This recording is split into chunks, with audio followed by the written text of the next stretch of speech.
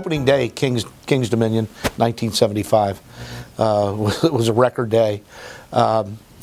It's the first and only park that I know of that closed before it officially opened on that day.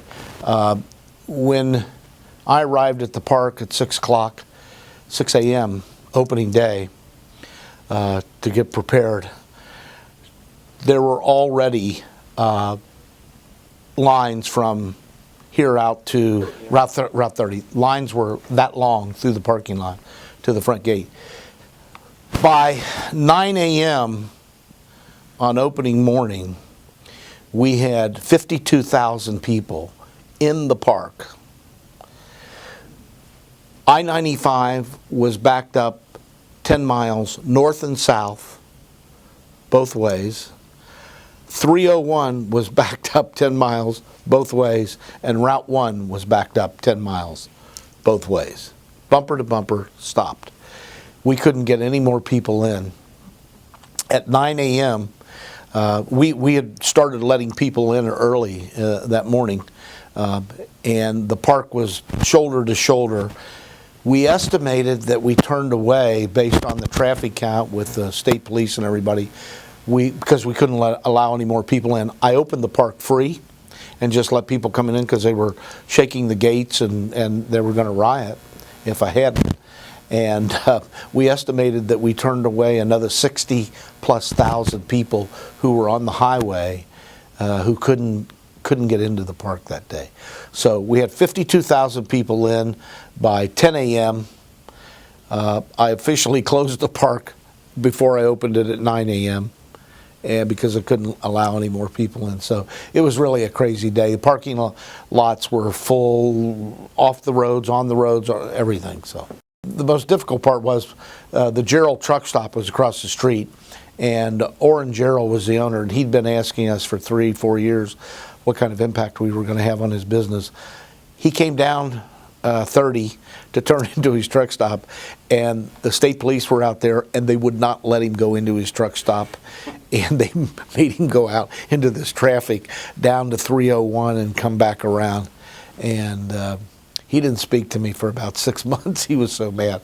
But, you know, we didn't know. We knew it was going to be successful because of the preview center and all the, we really built this properly and had people excited. Problem was, and here was the negative, people who were turned away, people who were here for that day, they didn't come back for 3 or 4 years because they felt the park was like that every day. We knew we were going to need carousels, so my boss, Gary Walks, he bought 3 carousels, one from Providence, Rhode Island, one from Palisades Park, and one from a pier, I believe. I can't remember where the third one came from. But as we were dividing these up and getting ready to put them in the parks, they were stored in large trailer truck units. I climbed up in the truck and went through all 3 to see who had the most beautiful horses, and this was by far the most ornate and most defined horses, and it was a four abreast with 2 jumpers, 3 rows of jumpers actually.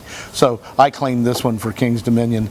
It looked like it hadn't had any paint on it for 50-60 years, and it looked like each horse had been painted with a broom. And so as we took care, patience, it took us about 1.5 years.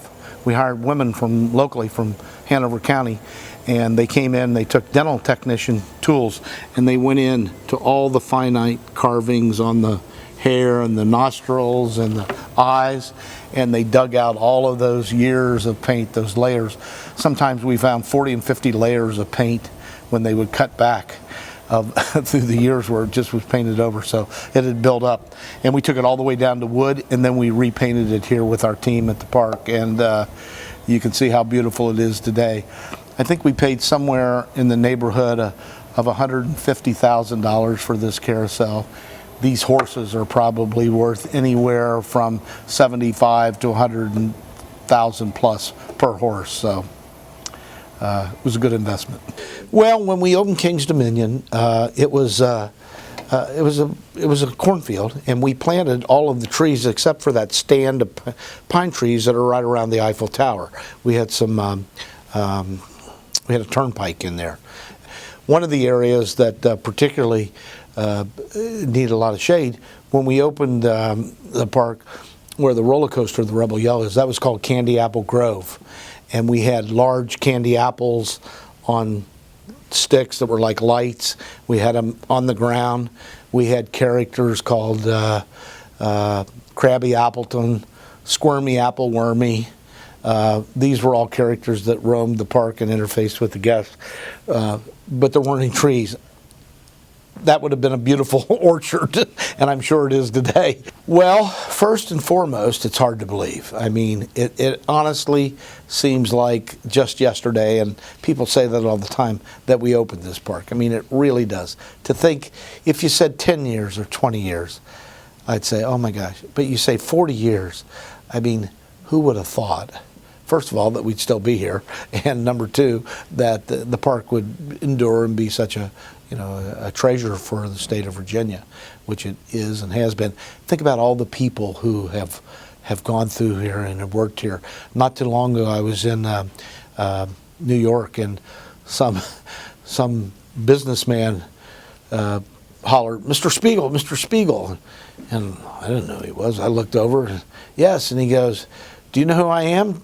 And I go, "Yes, you're that Hanna-Barbera character guy that had the fight with the fire extinguishers in the trailer, and I almost fired you for, but I gave you a second chance." And he said, "You know, you did," and I've always remembered that. He said, "I've used that example so many times." He said, "Giving somebody a second chance." He said, "You had every reason and right to fire us." He said, "But you let us go."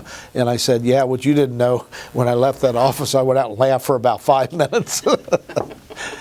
So, but a lot of, thousands and thousands of, tens of thousands of young people have been educated and trained here at King's Dominion, and hundreds of thousands throughout our industry. It's a great training ground. You learn work ethic when you work in a theme park. So that's a great thing to look back on and think, boy, we did it right, and here it is. It still endures. I'm proud of that.